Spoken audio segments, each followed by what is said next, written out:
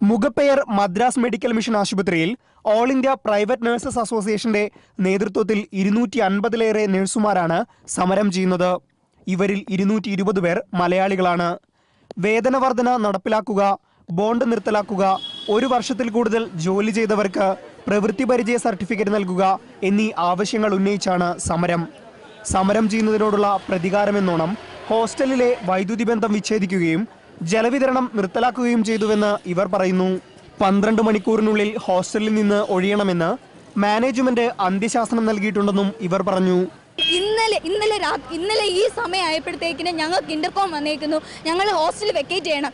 ഈ നാട്ടിൽ നിന്ന് കേരളത്തിൽ നിന്ന് വന്നേക്കുന്ന സ്റ്റുഡൻസ് മുഴുവൻ എവിടെ വെക്കേറ്റ് ചെയ്ത് ഞങ്ങൾ എവിടെ പോയി താമസിക്കും? ഈ സ്റ്റാഫ് ഞങ്ങൾ എവിടെ പോകും?